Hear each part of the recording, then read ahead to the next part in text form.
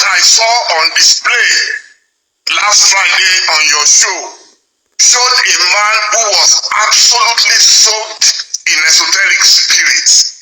A man who was on a different planet. He was no longer on our planet. Yes! Yes! Yes! Hello everyone, welcome once again to Think Tank TV and thank you so much for joining me.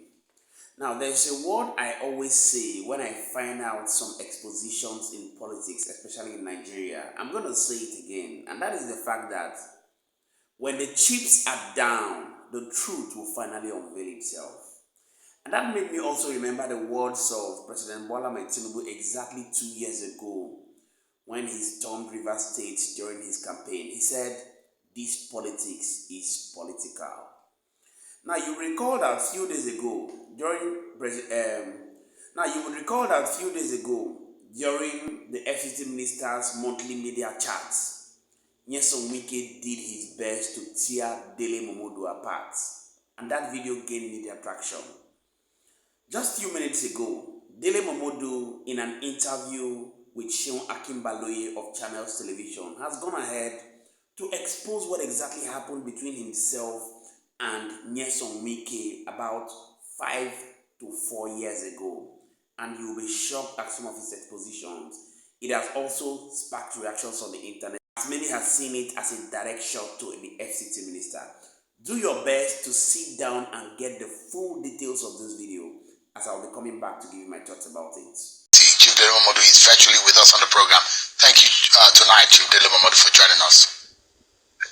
Good evening, Seun, and I would like to thank the management of Channels Television for this opportunity, because a lot of people felt that you will be intimidated and bullied, and so you might not be able to take my response. So here we are, and I'm ready for your questions. All right, we are always fair right here on Channels Television, without having to use the very popular term by the former president Muhammadu Buhari of not belonging to anyone, but you have the interests of all the Nigerian people, whether in power or out of power. But let's get straight to it. And in the conversation that we have prior to this interview, you show just how connected you are to Mr. Nyesom, the FCT minister, your history with him, how you met with him. There's a particular part of the video which is made available to me, which I'd like our viewers to see. This is my friend Dele Momodu, one of the strategy journalists, to come and see whether it is 3D drawing. At the end of the day, by the time you go around the complex, you will know. All right. On one hand, this is you in River State. There seems to be some level of cordiality between you and Mr. WIKE, and which I'm trying to use this video to establish my very first question, so that Nigerians can know exactly those who want to lead Nigeria, the issue of what they need to bring forward in terms of he who comes to equity must come with clean hands. So again, this is you and Minister WIKE, and it shows some level of conviviality and cordiality.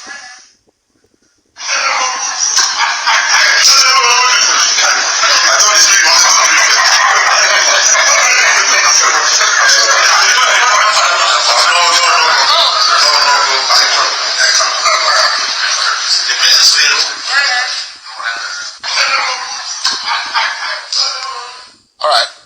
This to me shows around 2019, 2020, or 2021, thereabout. If looking at the pictures. So there are a lot of people who will imagine that you and Minister WIKE have a level of closeness, that in fact he gave you a job and you lived with you were in River State. But the big question is that there are those who say you collected money from Minister WIKE.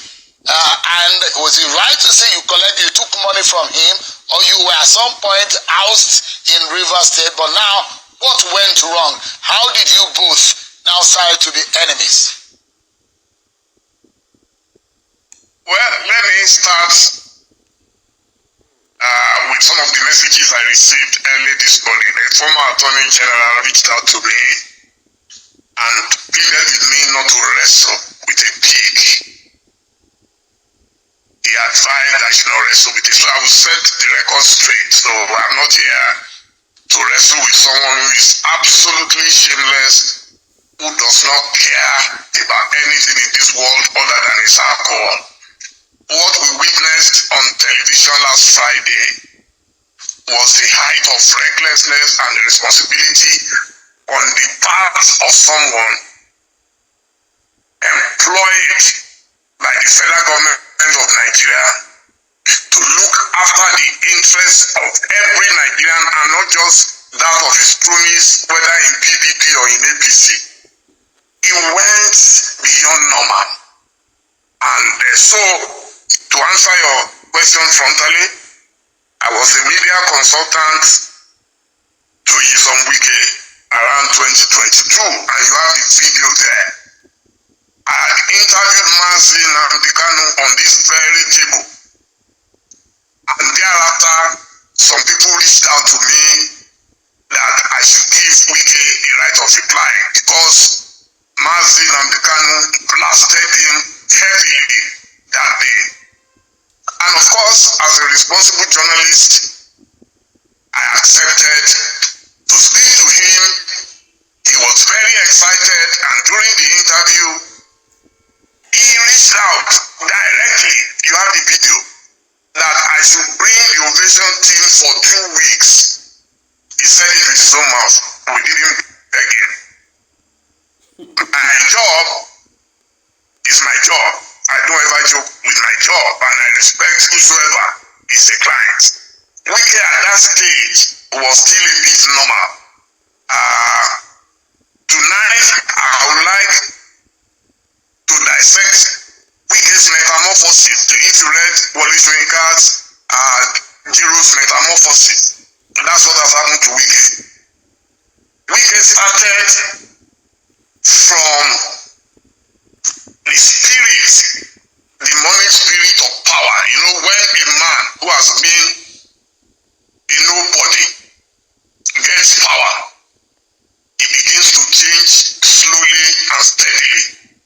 I don't know if you've read the book by the Brazilian author Paulo Freire, Pedagogy of the Oppressed. The oppressed man respects only one man, his oppressor. He had one major problem. That major problem was too much alcohol, which when he takes it, and he takes it as early as possible in the morning. I've never tasted gin and tonic in my life. He introduced me to it, that it's a very good drink and everything. I'm surprised he wasn't talking about all those drinks. He was talking about only food. So, what then happened was that at some stage, I ate too much alcohol, which when he takes it, and he takes it as early as possible in the morning. I've never tasted gin and tonic in my life. He introduced me to it, that it's a very good drink and everything. I'm surprised he wasn't talking about all those drinks. He was talking about only food. So, what then happened was that at some stage, I realized that he had presidential ambition. And I also had presidential ambition. Wike cannot take competition with anybody. You're saying it yourself. Now, the truth is that some of the words of these politicians may sound very funny. We will be laughing over it.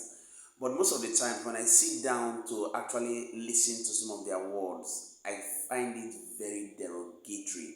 How Nigerians politicians would stoop so low to leave the major issues in the country that they should be resolving, with the economic hardship, the housing challenge, the life challenge, the enormous issues, to begin to look at trivial issues as such as throwing tantrums at themselves, just like primary school students will. I'd like us to look at it from the perspective of African China that said your worst enemy could be your best friend.